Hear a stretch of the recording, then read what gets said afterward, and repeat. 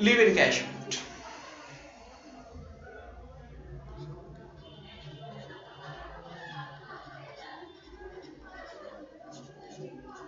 बेटा leave salary या leave encashment, leave salary या लीव एनकैशमेंट हमने फर्स्ट लेक्चर ऑफ सैलरी में भी कवर किया था। वहां पर था लीव सैलरी अगर मिलती है एनुअली, तो अगर लीव सैलरी एनुअली मिलती है तो it is 100% taxable, already cover कर चुके हैं। तो इस लेक्चर में बेटा जो हम कवर करेंगे, लीव सैलरी अगर मिल रही है रिटायरमेंट पर, एंड अगेन यहां पर हमारे पास दो कैटेगरी होंगी, leave salary receive by government employ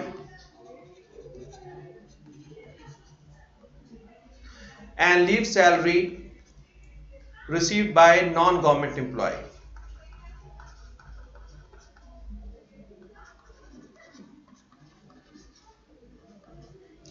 so leave salary अगर गवर्नमेंट एम्प्लॉय रिसीव करता है तो क्या ट्रीटमेंट होगा, अगर नॉन गवर्नमेंट रिसीव करता है क्या ट्रीटमेंट होगा। फर्स्ट तो ऑलरेडी आपको बता चुका हूं बेटा, अगर गवर्नमेंट एम्प्लॉय को रिटायरमेंट या रिटायरमेंट के बाद कोई लम सम पेमेंट मिलती है, इट इज 100% टैक्स फ्री। तो इट इज 100% टैक्स फ्री। इसके ऊपर कोई भी क्वेश्चन आप एक्सपेक्ट मत कीजिएगा एग्जाम में। क्या था लीव सैलरी, एक बार रिकॉल कीजिए। बता चुका हूं इसलिए मैंने उसको नहीं दिया, बट चलिए फटाफट एक बार रिकॉल करते हैं। हर साल, हर महीने, हर साल एम्प्लॉयर अपने एम्प्लॉय को कुछ ऐसी छुट्टियां देता है, अगर वो हॉलिडे लेता है तो उसकी सैलरी नहीं कटती है, बट अगर वो जॉब पर आ जाता है तो उसको एक्स्ट्रा सैलरी मिलती है। तो जो छुट्टियां ले सकता है बट छुट्टियां लेता नहीं है, that is called leave encashment. ठीक है, उसके बदले जो पैसा मिलता है that is called leave encashment. वो जो लीव एनकैशमेंट है वो हर साल भी ले सकता है, 100% टैक्सेबल, चाहे तो रिटायरमेंट पर इकट्ठा ले सकता है। हर साल जोड़ेगा, सर रख लो रख लो रख लो, मैं इकट्ठा ले लूंगा, तो रिटायरमेंट पर जो पैसा मिलेगा। तो अभी बात कर रहे हैं जो रिटायरमेंट पर मिलेगा, क्योंकि हमारा टॉपिक चला रिटायरमेंट बेनिफिट। ठीक है बेटा, अगर गवर्नमेंट एम्प्लॉय को मिला है 100% टैक्स फ्री, अगर नॉन गवर्नमेंट को मिलेगा तो क्या टैक्स ट्रीटमेंट होगा, आइए वो डिस्कस करते हैं नॉन गवर्नमेंट एम्प्लॉय के केस में। सबसे बड़ा है, अभी तक 3 लिमिट्स पढ़ी है, यहां पर है 4 लिमिट्स। ठीक है, 4 लिमिट्स। एग्जाम्पशन कितना होगा, एग्जाम्पशन, ठीक है, लिखी हुई है बुक में। पहला एक्चुअल अमाउंट, नंबर 2 यहां पर लिमिट होती है 3 lakh maximum, number 3 average salary multiply 10। Average salary almost वैसे ही निकालते हैं जैसे हमने ग्रेजुएटी में सीखी थी। यहां पर थोड़ा सा चेंज है, वो मैं करा दूंगा, बट मैंने पहले भी कहा था और यहां भी कह रहा हूं, एवरेज सैलरी क्वेश्चन में गिवन होती है। यहां पर एक छोटा सा चेंज है, वो छोटा सा चेंज मैं आपको बिल्कुल कराऊंगा। एंड मल्टीप्लाई, मल्टीप्लाई बेटा, अब ये सबसे इंपॉर्टेंट है। ये फॉर्मूला क्या है आपके पास, लीव्स अलाउड, और सॉरी इसको आप करो लीव्स, हाँ ठीक है, लीव्स अलाउड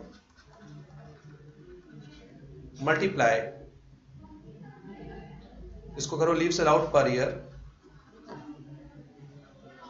मल्टीप्लाई ईयर्स, और ये ईयर्स हमें कंप्लीटेड चाहिए, कंप्लीट ईयर्स। ध्यान से देखो बुक में क्या लिखा है, leaves allowed per year multiply year, इसका टोटल, इसको कर लिया ब्रैकेट में माइनस लीव्स टेकन, और ये लीव्स टेकन के ऊपर लिख दो एक्चुअल, एक्चुअल में छुट्टियां ले रहे हो तो लीव्स अलाउड, इसको ब्रैकेट में, अब टोटल को बड़े ब्रैकेट में हम लेकर आ गए, और मल्टीप्लाई करेंगे बेटा। यहां पर जो मल्टीप्लाई करना है वो ध्यान से करना है, किससे करना है, ये करना है आपको डेली सैलरी से या मंथली सैलरी से, डेली और मंथली सैलरी।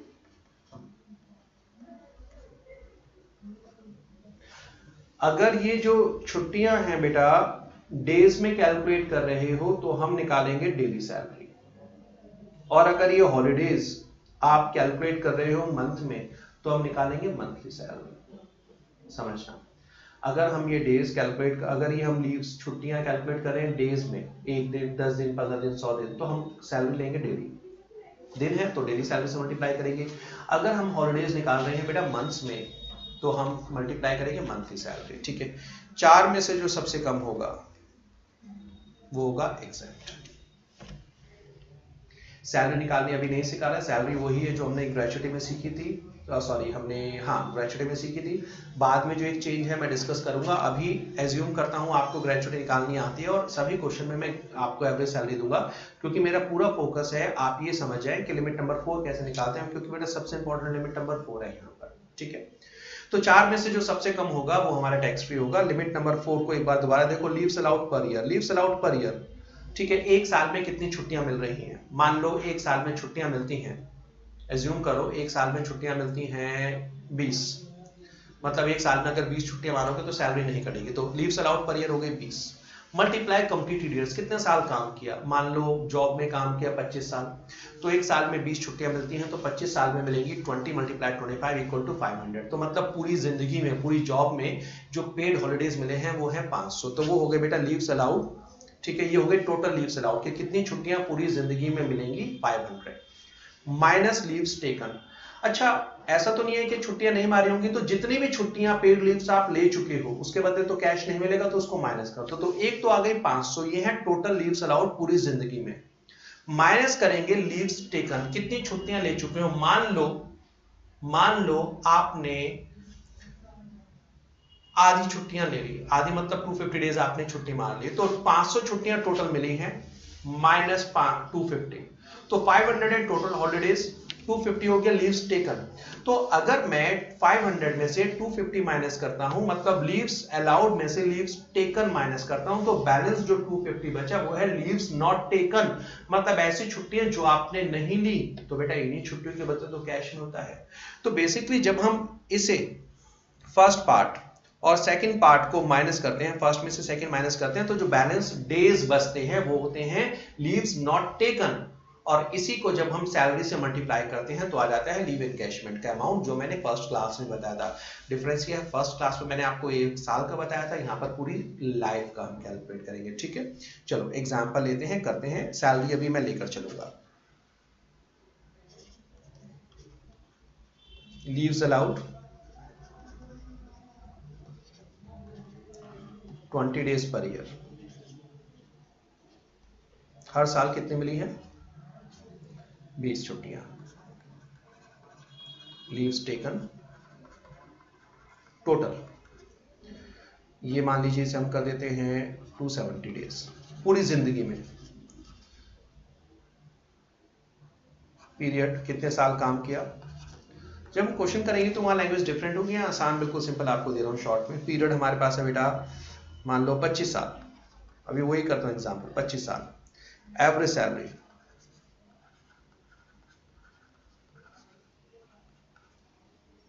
एवरेज सैलरी ले लेते हैं मान लो 30,000 रुपया पर मंथ।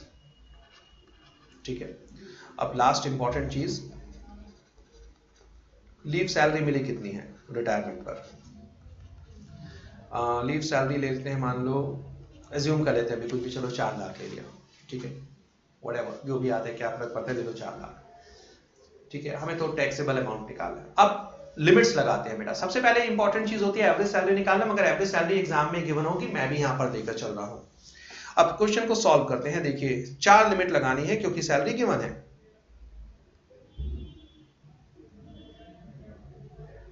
देखो, लिमिट नंबर 1 एक्चुअल अमाउंट वो है 4 lakh. Limit number 2 maximum 3 lakh. Limit number 3 average salary 30,000 multiplied 10, 3 lakh.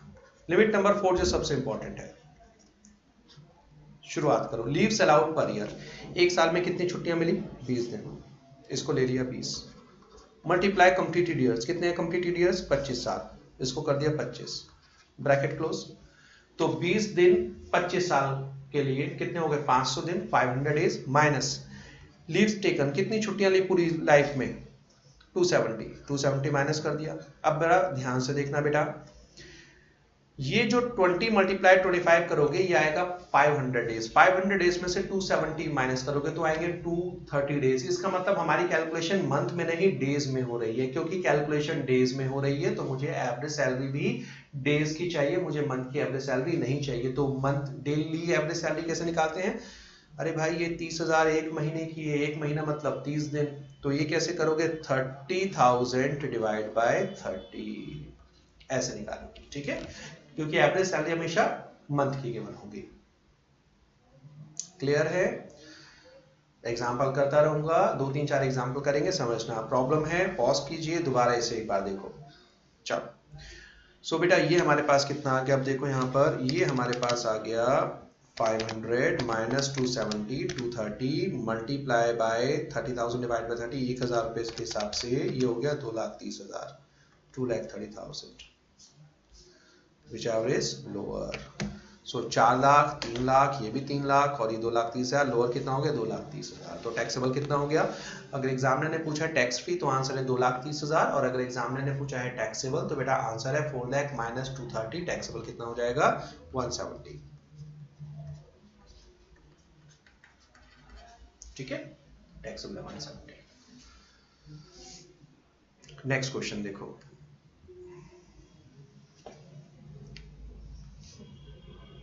अच्छा चलो नेक्स्ट क्वेश्चन देखो, leaves allowed.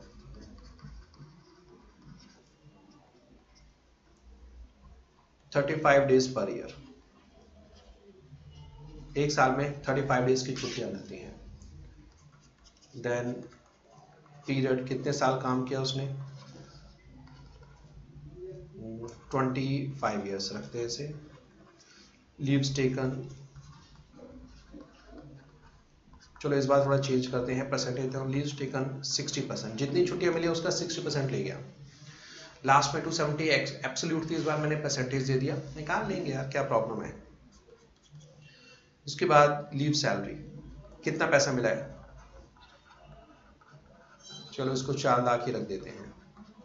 And average salary, चलो एवरेज सैलरी को कर देते हैं 27,000। ठीक है, अब इस क्वेश्चन को सॉल्व करना है। लिमिट लगाओ, इसमें अभी एक थोड़ा सा मेरे को कंसेप्ट चेंज करना है, बताऊंगा कहां पर एक इंपॉर्टेंट चेंज है। लिमिट लगाओ बेटा, फर्स्ट लिमिट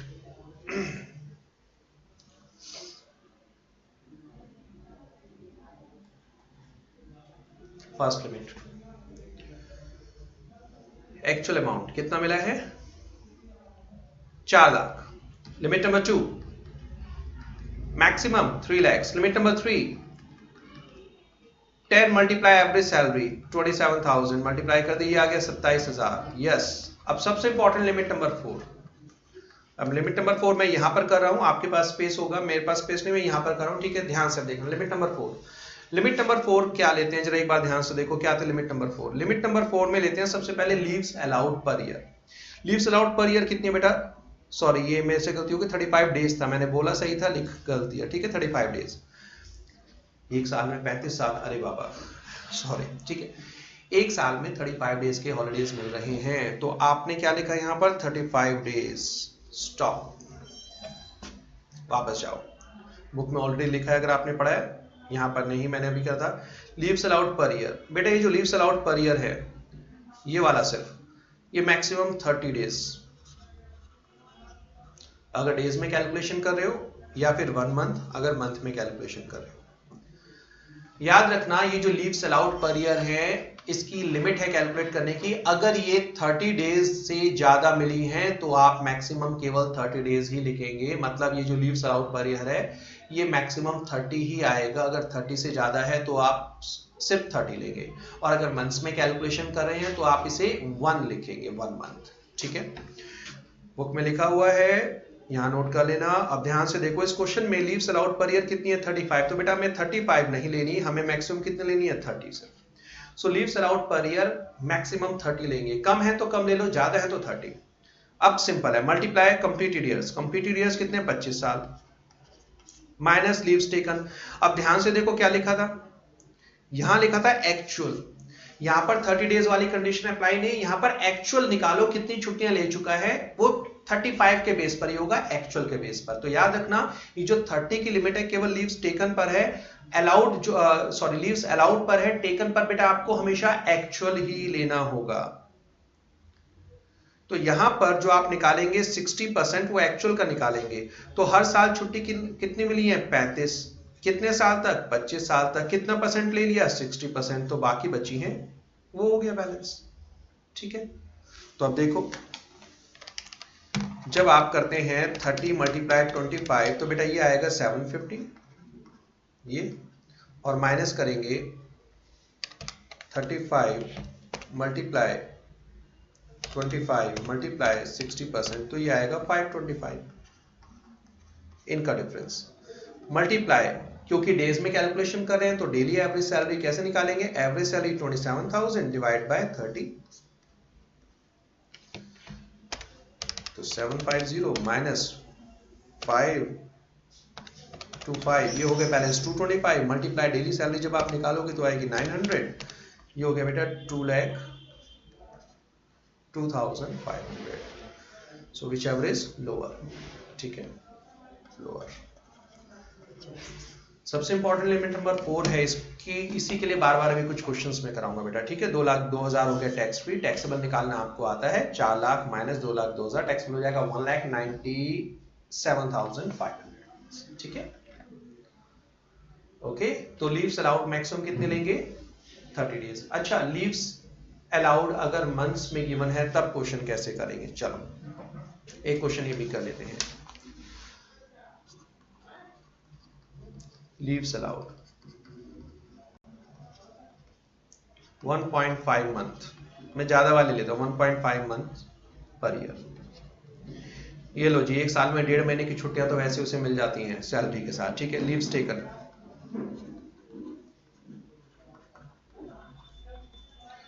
15 मंथ्स ओवरऑल, पूरी लाइफ में 15 महीने की उसने छुट्टियां ली थी, पीरियड कितने साल काम किया, 25 years। एवरेज सैलरी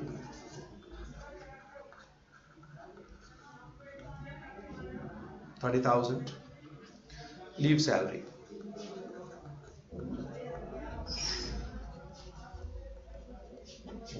4 लाख, ठीक। सॉल्व करते हैं चलिए। Limit number 1 leave allow, limit number 1 actual amount कितना बेटा 4 lakh. Limit number 2 maximum 3 lakhs। Limit number 3 यहां तक कोई प्रॉब्लम नहीं है, कितना 10, एवरेज सैलरी 30,000 तो ये हो गया हमारे पास 3 lakhs। लिमिट नंबर 4 चलो, अब क्योंकि मंथ्स में इंफॉर्मेशन है तो मंथ्स को डेज में कन्वर्ट मत करना, मंथ्स में ही सॉल्व करना। देखो leaves allowed per year, leaves allowed per year कितनी है 1.5 मंथ, अभी तो बताया था अगर लीव्स अलाउड मंथ्स में है और मंथ अगर एक से ज्यादा है तो मैक्सिमम 1 महीना लेंगे, तो बेटा यहाँ 1.5 नहीं केवल 1 महीना आएगा 1 मंथ।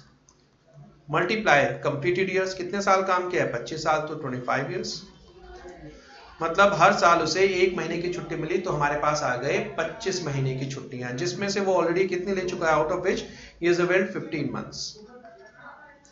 बिल्कुल वैसे ही जो कर रहे थे डेज में, सिर्फ ध्यान रखना यहाँ पर मंथ्स में कैलकुलेशन करनी है। तो अगर छुट्टियां 30 दिन से ज्यादा है तो 30 दिन, अगर 1 महीने से ज्यादा तो मैक्सिमम 1 महीना, multiply completed years minus leaves taken. अब ये जो कैलकुलेशन कर रहे हो बेटा ये मंथ में है, तो इसलिए मुझे मंथ की एवरेज सैलरी चाहिए, मतलब ये 30,000 होगा, इसे 30 से डिवाइड नहीं करेंगे क्योंकि कैलकुलेशन मंथ्स में हो रही है। तो ये आपके पास हो गया 25 25 माइनस 15 10 मल्टीप्लाई 30,000, ये लीजिए भी 3 लाख रुपए की लिमिट आ गई, 3 लाख। तो 3 लिमिट सेम है, विच एवरेज लोअर कितना होगा 3 लाख 3 लाख 3 लाख, तो 4 लाख रुपए मिला है, 3 लाख टैक्स फ्री हो गया, टैक्सेबल कितना हो गया 2 लाख रुपए, ठीक है डन। चले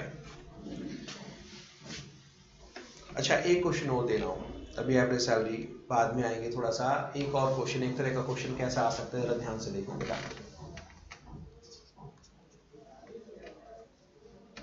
और ये सिंगल लाइनर है।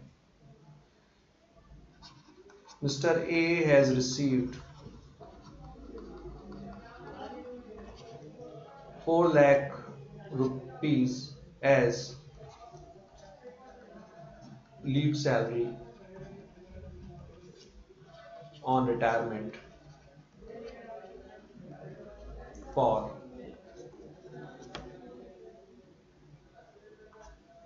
150 days average salary rupees 30,000, ठीक है। आपको बताना है टैक्सेबल अमाउंट कितना। That's it. अभी तक तो इतने बड़े बड़े क्वेश्चन कर रहे थे, यहाँ पर तो यार सिंगल लाइन का क्वेश्चन है। ठीक है, चलो शुरू करते हैं। गवर्नमेंट एम्प्लॉय तो नहीं है, पहली 3 लिमिट में कभी कोई प्रॉब्लम नहीं है। मिस्टर ए को रिटायरमेंट के टाइम 4 लाख रुपए मिला लीव सैलरी का 150 दिन के लिए और एवरेज सैलरी है 3 लाख। तो लिमिट नंबर 1 है एक्चुअल अमाउंट कितना मिला 4 lakh. Okay, limit number 2 maximum 3 lakh याद है। Limit number 3 10 multiply average salary 30,000 के हिसाब से ये हो गया बेटा 3 लाख। अब सबसे इंपॉर्टेंट है कि आप कहेंगे सर हम लिमिट नंबर 4 लगाएं कैसे। लिमिट नंबर 4 में चाहिए leaves allowed multiply completed years minus leaves taken. Sir ये तो कुछ भी गिवन नहीं है। अरे भाई अब एक जरा बात सुनो, मैंने ये इंफेसाइज किया था, बच्चे जो मिस्टेक करते हैं आपको करना क्या है बेटा, ये जो फॉर्मूला था leaves allowed per year multiply year, जब हम leaves allowed per year multiply year करते हैं तो आ जाती है कि टोटल कितनी छुट्टियां मिली, माइनस करते हैं लीव्स टेकन मतलब कितनी छुट्टियां ले ली। तो अगर हम लीव्स अलाउड पूरी जिंदगी में से माइनस कर देते हैं लीव्स टेकन तो आ जाएगा leaves not taken. Leaves not taken मतलब ऐसी छुट्टियां जिसके बदले कैश मिला। ये जो क्वेश्चन आपको दिया है बेटा ये तो बहुत आसान है, क्योंकि इस क्वेश्चन में ये जो फॉर्मूला लगाकर आप डेज या मंथ कैलकुलेट करते हैं वो ऑलरेडी गिवन है कितने 150 डेज। ये 150 डेज है leaves not taken. Leaves not taken कैसे निकालते हैं, allowed minus taken equal to not taken. तो वो जो पूरा फॉर्मूला लगाकर आप डेज कैलकुलेट करते हैं वो ऑलरेडी कितने गिवन है 150, मल्टीप्लाई कर दो सिर्फ एवरेज सैलरी, क्योंकि डेज में गिवन है तो एवरेज सैलरी भी डेली चाहिए।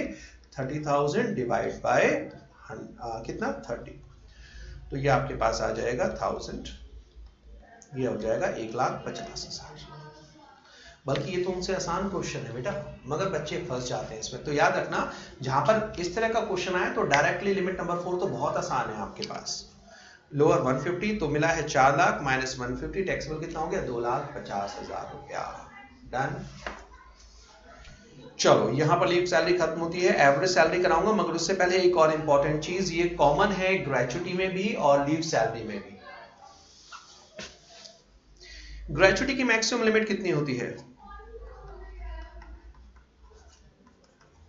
10 लाख, लीव सैलरी की 3 लाख।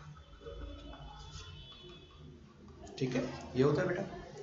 ग्रेचुटी की मैक्सिमम टैक्स फ्री लिमिट होती है 10 लाख और लीव सैलरी की 3 लाख। ध्यान से सुनना, मिस्टर ए ने 6 साल काम किया एबीसी लिमिटेड के साथ। ठीक है, एबीसी लिमिटेड के साथ उस समय काम किया और रिटायर हो गया था जनवरी 95 में। बहुत पुराना एम्प्लॉय है। ए ने 6 साल काम किया एबीसी लिमिटेड में और फिर जनवरी 95 में रिटायर हो गया था। उस समय उसे ग्रेचुटी भी मिली और लीव सैलरी भी मिली। उस समय जो भी ग्रेचुटी या लीव सैलरी मिली, इसमें से जो टैक्स फ्री अमाउंट था, टैक्स फ्री ग्रेचुटी जो थी उस समय 1995 में जो टैक्स फ्री ग्रेचुटी थी ये थी 2 लाख और टैक्स फ्री जो लीव सैलरी थी ये थी 40,000। 1995 में हमारा एम्प्लॉय ए ने 6 साल की जॉब के बाद एबीसी लिमिटेड को छोड़ दिया। वहां से जितनी भी ग्रेचुटी मिली उसमें से 2 लाख टैक्स फ्री हो गया और लीव सैलरी थी जिसमें से 40,000 टैक्स फ्री हो चुकी है। मिला कितना था, we are not concern, tax free कितना था 2 लाख और 40,000, मतलब वो ऑलरेडी 2 लाख रुपए की ग्रेचुटी एग्जाम करा चुका है और 40,000 रुपए की लीव सैलरी एग्जाम करा चुका है। इसके बाद फरवरी 95 में इसने ज्वाइन कर लिया था टाटा लिमिटेड। ठीक है जी, और यहां से रिटायर हुआ है अभी जनवरी 2017 में। यहां से भी इसको लीव सैलरी मिली, बाकी चीजें मिली होंगी, यहां से भी इसे ग्रेचुटी मिली और यहां से भी लीव सैलरी मिल रही है। नाउ इंपॉर्टेंट थिंग इज बेटा ये जो 10 लाख रुपए की लिमिट ग्रेचुटी की और लीव सैलरी की 3 लाख रुपए की लिमिट है, ये वन टाइम, ये ओवरऑल लिमिट होती है। हर साल, ये हर बार नई लिमिट क्रिएट नहीं होती, ये ओवरऑल लिमिट होती है। मतलब एक एम्प्लॉय पूरी जिंदगी में ग्रेचुटी को 10 लाख रुपए एग्जाम करवा सकता है। ठीक है, तो जहां पर mister A already gratuity 2 lakh रुपए एग्जाम करवा चुका है पहले, तो अब जो मैक्सिमम एग्जाम्शन लिमिट ग्रेचुटी की होगी फॉर मिस्टर ए, लिमिट होती है 10 लाख, ऑलरेडी 2 लाख रुपए एग्जाम करवा चुका है, मतलब उसकी जो मैक्सिमम एग्जाम्शन लिमिट है बेटा वो ग्रेचुटी की कितनी होगी 8 लाख रुपए। और ऐसे ही लीव सैलरी की जो एग्जाम्शन लिमिट होगी वो होगी 3 लाख माइनस 40,000 मतलब 2,60,000 रुपया। ये बुक में लिखा है, नोट्स में गिवन है। तो अगर लीव सैलरी या ग्रेचुटी ऑलरेडी पुराने एम्प्लॉयर के साथ हमारा एम्प्लॉय टैक्स फ्री करवा चुका है, तो वो जो जितना अमाउंट टैक्स फ्री रहा था वो बेटा ग्रेचुटी और लीव सैलरी की लिमिट में से रिस्पेक्टिवली माइनस हो जाएगा क्वेश्चन सॉल्व करने के लिए। ठीक है, अभी मैं अगर एक छोटा सा क्वेश्चन आपसे पूछता हूं, मुझे लगता है कि अगर मैं एग्जामिनर होता तो पक्का मैं एक ऐसा क्वेश्चन बना था। देखो, ठीक है, इस क्वेश्चन में मैं अगर आपको एक छोटी सी इंफॉर्मेशन दूं दैट मिस्टर ए ने एबीसी लिमिटेड 95 में रिटायर हुआ था, जहां से ग्रेचुटी 2 लाख रुपए की एग्जाम करवा दी, डन। और अब जनवरी 2017 में वो टाटा लिमिटेड से रिटायर हो रहा है।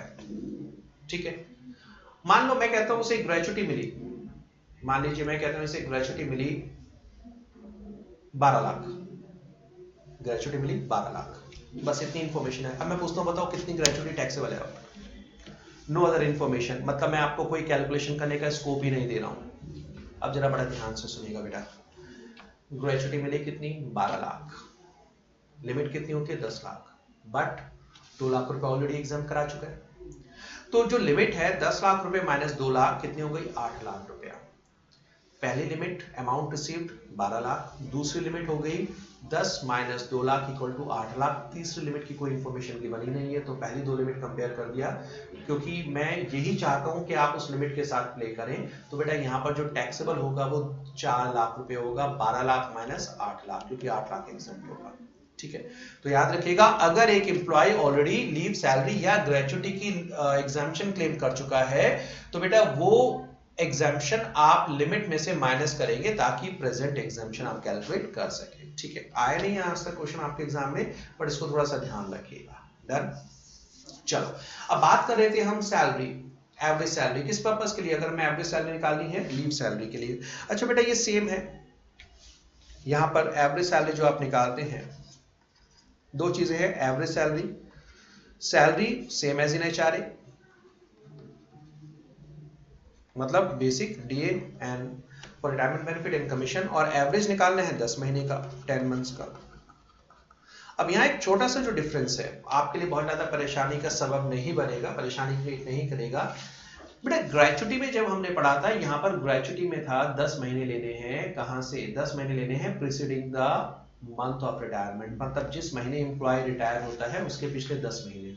तो एम्प्लॉय चाहे 1 जनवरी को रिटायर हो या 31 जनवरी को रिटायर हो, हम जनवरी को छोड़कर पिछले 10 महीने की एवरेज सैलरी निकालते हैं। डन। अच्छा, एवरेज सैलरी में भी चेंज तब आया था अगर पिछले 10 महीने की सैलरी में कोई चेंज होता है। अगर लास्ट 10 मंथ की एवरेज सैलरी, लास्ट 10 मंथ्स में कोई इंक्रीमेंट नहीं हुआ है, तो एवरेज सैलरी बहुत आसान है, 10 से मल्टीप्लाई कर देना है, 10 से डिवाइड कर देना है। ठीक है।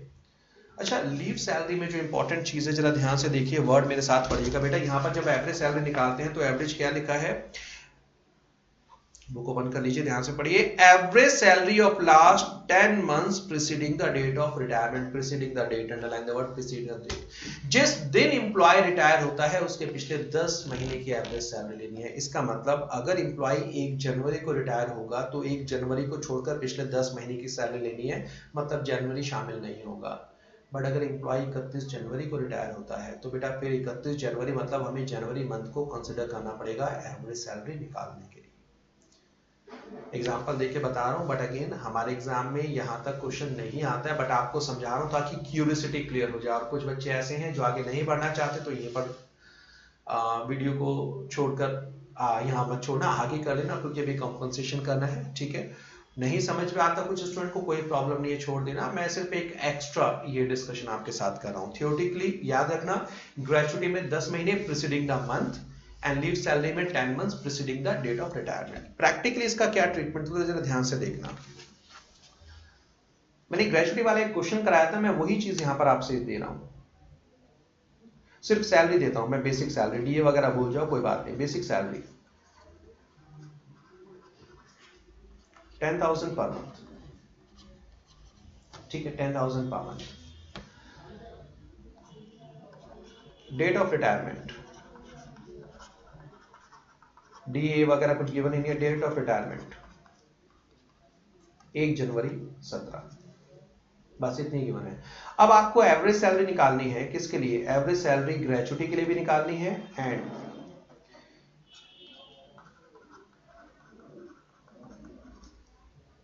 लीव सैलरी के लिए भी निकालनी है, लीव एनकैशमेंट के लिए, ठीक है। चलो पहले ग्रेचुटी के लिए निकालते हैं। ग्रेचुटी के लिए एवरेज सैलरी,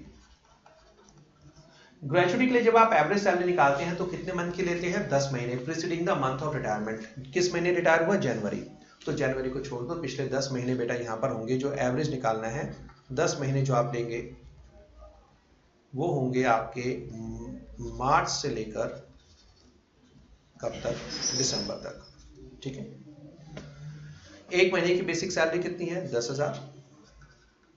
तो 10 महीने से मल्टीप्लाई कर दोगे, ये हो जाएगा 1 लाख। क्योंकि डीए कमीशन गिवन नहीं है तो यही 1 लाख टोटल हो गया, ठीक है। और एवरेज निकालने के लिए क्या करते हैं? 10 से डिवाइड कर देते हैं, तो 1 लाख डिवाइड बाय 10, ये हो गया 10,000। हाँ जी, ठीक है, निकालना सीखा था। अच्छा, अगर मैं लीव सैलरी के लिए क्वेश्चन सॉल्व करता हूं, एवरेज सैलरी निकालता हूं, तो तब क्या होगा? देखो,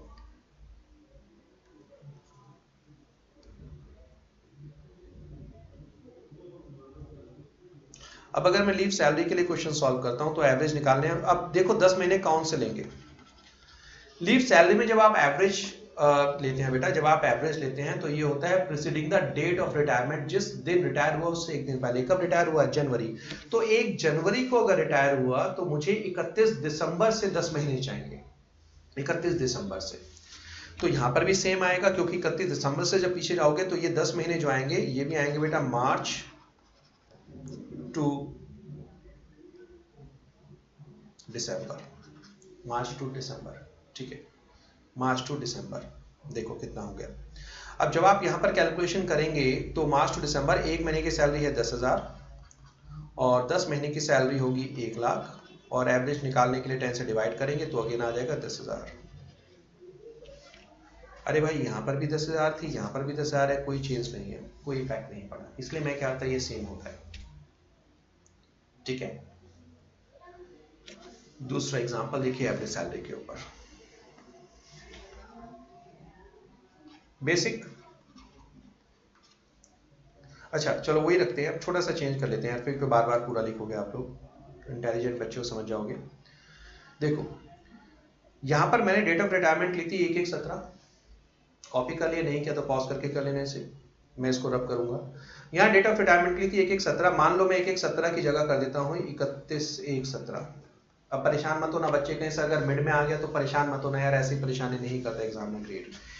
मान लीजिए डेट ऑफ रिटायरमेंट है, डेट ऑफ रिटायरमेंट है महीने की आखिरी तारीख 31 जनवरी 17। अब बताओ क्या करना है। अच्छा, ग्रेचुटी में तो मैंने आपसे बताया था, चाहे महीने की पहली तारीख को रिटायर हो या महीने की आखिरी तारीख को रिटायर हो, जिस महीने एम्प्लॉय रिटायर होता है उस महीने को छोड़ दो। ठीक है जी, हमने छोड़ दिया, तो जनवरी को छोड़ दिया, तो वही मार्च टू दिसंबर, तो यहाँ पर सेम होगा। तो महीने की पहली डेट को रिटायर हो, आखिरी डेट को रिटायर हो, ग्रेचुटी पे कोई फर्क नहीं पड़ता। अच्छा, लीव सैलरी पर क्या इफेक्ट पड़ेगा? थोड़ा सा तो पड़ेगा। क्या पड़ेगा? देखो ध्यान से,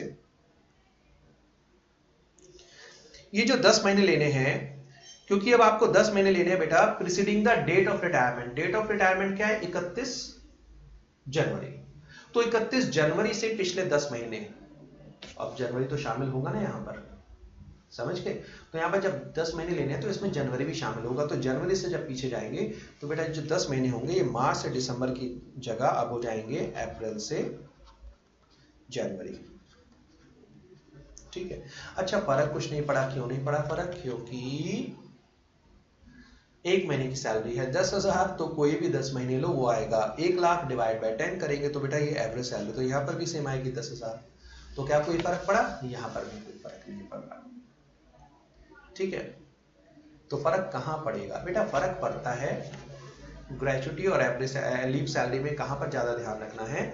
अगर पिछले 10 महीने की सैलरी में कोई इंक्रीमेंट हो रहा है, तब हमने ग्रेचुटी में भी देखा था, चेंज हो गया था, ठीक है। जब 10 महीने की सैलरी में कोई चेंज होता है, इंक्रीमेंट होता है, एंड नंबर 2 एम्प्लॉय रिटायर हो रहा है महीने की आखिरी तारीख पर, तो इसको थोड़ा सा आप ध्यान से कीजिएगा, ठीक है। तो ये हमारे एग्जाम के लिए बहुत ज्यादा ट्रबलसम नहीं है, प्रॉब्लम क्रिएट नहीं करेगा, क्योंकि क्वेश्चन में बेटा एवरेज सैलरी केवल होगी। और बट ऑब्वियस है क्योंकि हमारा फोकस एमसीक्यू पर है, मैं आपको सीआईपीसी के लिए नहीं पढ़ा रहा, मैं आपको फाइनल लेवल के लिए नहीं पढ़ा रहा, मैं आपको बीकॉम के लिए नहीं पढ़ा रहा। तो बट ऑब्वियस है जो चीज हमें परेशान करने वाली और हमारे एग्जाम के लिए नहीं है तो वो ज्यादा खतरनाक हो जाएगी, तो इसलिए हम कवर नहीं करें। तो श्योरली लीव सैलरी, ग्रेचुटी जब आप किसी दूसरे लेवल पर पढ़ने जाएंगे, अगर आपके कोर्स में होगी तो वहां पर आपको डिटेल में कराया जाएगा। डन। ऑलरेडी हम अपने लेवल से आगे जा चुके हैं, जितनी जरूरत है उससे मैं ज्यादा करा चुका हूं। क्लियर है?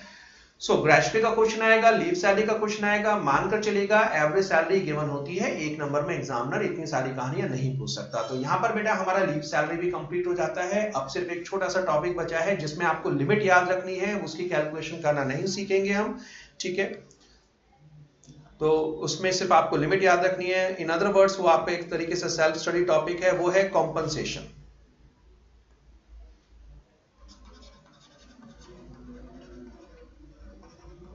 कॉम्पनसेशन, दो कॉम्पनसेशन पढ़ने हैं। एक है हमारे पास वॉलंटरी रिटायरमेंट कॉम्पनसेशन और एक है रिट्रेंचमेंट कॉम्पनसेशन। ध्यान से देखिए, बुक में गिवन है दोनों। लास्ट में कॉम्पनसेशंस, रिट्रेंचमेंट कॉम्पनसेशंस एंड वॉलंटरी रिटायरमेंट कॉम्पनसेशंस। आपको सिर्फ इसमें याद रखना है डिफरेंस क्या है और बेसिकली टैक्स फ्री लिमिट कितनी होती है। जब एम्प्लॉय को ऑप्शन दिया जाता है जॉब छोड़ने का और वो ऑप्शन ले लेता है और खुद रिटायरमेंट लेकर जॉब छोड़कर चला जाता है, तो इसे कहते हैं वॉलंटरी रिटायरमेंट।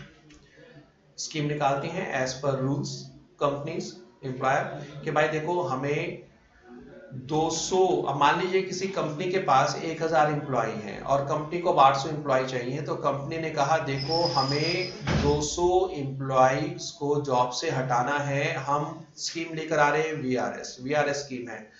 जो एम्प्लॉय चाहे जॉब छोड़कर जा सकता है, जो पहले 200 एम्प्लॉय आएंगे हमारे पास हम उनको वीआरएस देकर भेज देंगे, हम उन्हें इकट्ठा सारा पैसा देंगे, ठीक है? मान लीजिए सिर्फ 150 एम्प्लॉयज हैं जिन्होंने वीआरएस के लिए अप्लाई किया, वो पैसा लेकर चले गए, उन्हें जो कॉम्पनसेशन मिलेगा वो होगा बेटा वॉलंटरी रिटायरमेंट कॉम्पनसेशन, ठीक है? वॉलंटरी रिटायरमेंट कॉम्पनसेशन की जो टैक्स फ्री लिमिट होती है वो होती है 5 लाख। सिर्फ क्वेश्चन इसके ऊपर बनेगा, ध्यान रखना, ठीक है? तो वॉलंटरी रिटायरमेंट कॉम्पनसेशन की मैक्सिमम टैक्स फ्री लिमिट कितनी होती है? 5 लाख। अब बाकी कितने एम्प्लॉयज बचे? बाकी 850। कंपनी को तो 200 निकालने थे, कितने लोग गए वीआरएस लेकर? केवल 150। तो अब कंपनी अपने आप ऐसे 50 एम्प्लॉयज को निकाल देगी जिनकी उन्हें जरूरत नहीं है, एफिशिएंट को रखकर बाकी को निकाल देगी। तो ये जो 50 एम्प्लॉयज निकाले गए हैं इन्हें कहा जाएगा बेटा रिट्रेंचमेंट, छटनी, और इन्हें भी पैसा मिलेगा जॉब से हटाने के लिए, इसलिए कहा जाएगा रिट्रेंचमेंट कॉम्पनसेशन। और याद रखना इसकी भी बेटा जो टैक्स फ्री लिमिट होती है वो होती है 5 लाख। तो कॉम्पनसेशन जो वॉलंटरी रिटायरमेंट कॉम्पनसेशन मिलता है या रिट्रेंचमेंट कॉम्पनसेशन मिलता है, इसकी टैक्स फ्री लिमिट होती है 5 लाख। कैलकुलेशन करना नहीं है, आपको सिर्फ लिमिट याद रखनी है। एग्जाम में क्वेश्चंस 100 में से शायद 2 या 3% चांसेस हैं, मतलब 2 या 3% चांसेस है क्वेश्चन बनेगा आपके पास, ठीक है? तो 5 लाख रुपए मैक्सिमम एग्जाम्पशन लिमिट होती है। Done. Pension complete, leave salary complete, gratuity अच्छी तरीके से कर लिया, कॉम्पनसेशन को केवल लिमिट याद रखनी है, प्रोविडेंट फंड ऑलरेडी कर चुके हैं, मतलब रिटायरमेंट बेनिफिट हमारा बेटा कॉम्प्रिहेंसिवली कंप्लीट हो गया। हमने एक एक पॉइंट रिटायरमेंट बेनिफिट का अच्छी तरीके से कंप्लीट कर दिया है। एमसीक्यू का नंबर आएगा चैप्टर कंप्लीट होने के बाद, तब हम इसकी प्रैक्टिस करेंगे।